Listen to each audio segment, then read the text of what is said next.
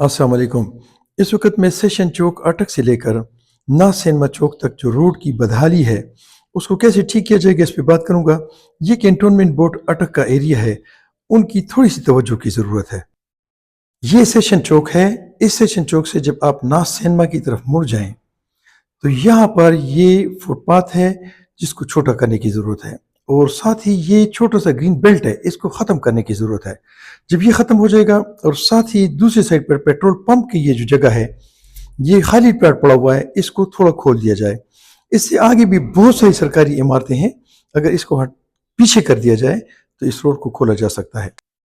और इसी चौक में ये जो शॉप्स हैं इसके पास यहाँ पे पानी की लीकेज है, और इस लीकेज से ये पानी आगे जाता है इस रोड पर, और उसकी वजह से ये सारा रोड बहुत अरसे से ख़राब है।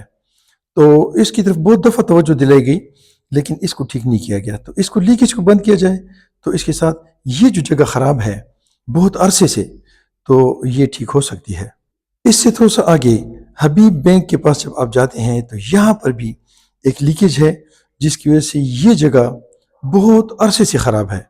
लेकिन ना ये लीकेज बंद की गई, जिससे पीने का पानी ज़ाया हो रहा है, और अटक में पीने के पानी की बहुत ज़्यादा किल्लत भी है। और इसके साथ ये रोड जो है ये ख़राब हो रहा है। ना सिनेमा से लेकर सेशन चौक तक ये जो फुटपाथ है ये है भी बहुत चौड़ा, और इस पर आमतौर पर आप देखें तो बहुत ज़्यादा इंक्रोचमेंट्स भी हैं। इन इंक्रोचमेंट्स को ख़त्म किया जाए, इस ग्रीन बेल्ट को ख़त्म किया जाए, फुटपाथ को छोटा किया जाए, तो ये रोड जो है ये चौड़ा हो सकता है और इसका खातिर खा फ़ायदा हो सकता है।